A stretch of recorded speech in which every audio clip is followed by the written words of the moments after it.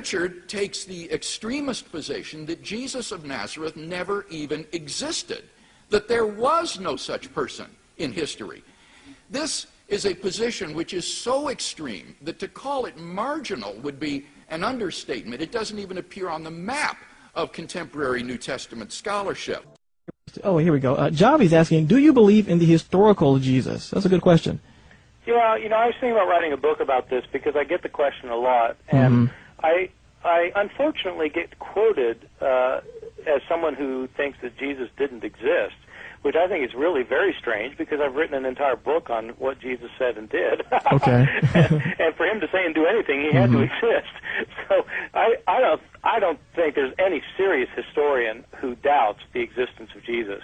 There are a lot of people who want to write sensational books and make a lot of money who say Jesus didn't exist, but I don't know any serious scholar who doubts the existence of Jesus. And so absolutely. I mean, I've spent 30 years looking at this is what I do for a living. So it isn't just kind of an off-the-cuff kind of comment.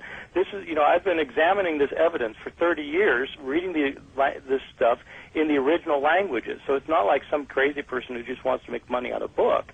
I mean, this is what I do for a living, and I can just tell you that everybody who's looked at this thing seriously, there's nobody who doubts this. We have more evidence for Jesus than we have for almost anybody from his time period. So, I mean, I'm not saying this as a believer. I'm not a believer. But as a historian, I'm just saying that you can't just kind of dismiss it and say, well, we don't know. I mean, you have to look at the evidence. So there is hard evidence.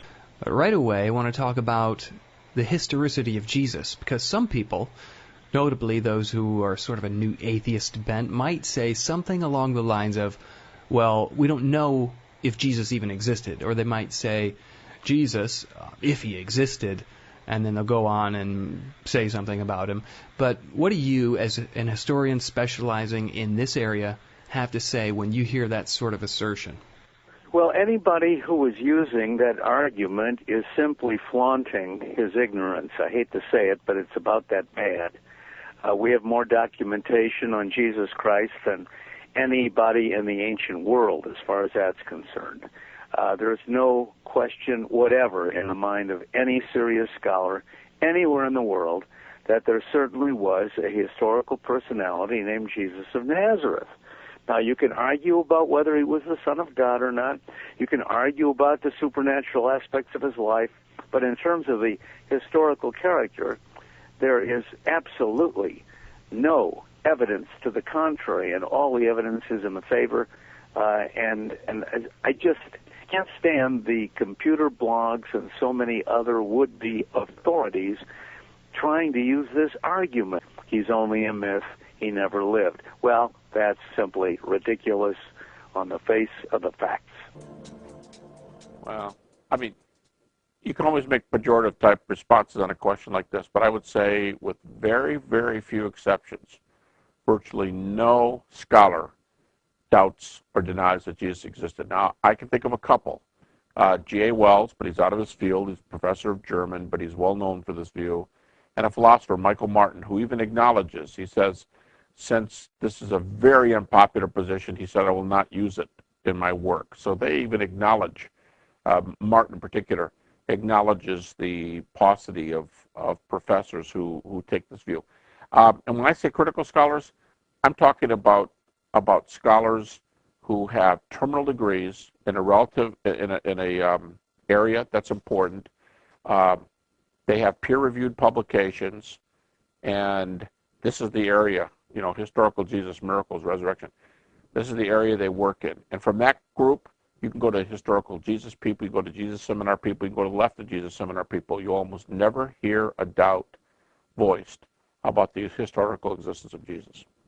The new atheists profess to be interested in evidence, but their attitude to the figure of Jesus tells a very different story. Richard Dawkins and Christopher Hitchens, and indeed Victor Stenger, whom I debated in Sydney this week, believe that the existence of Jesus is in scholarly dispute.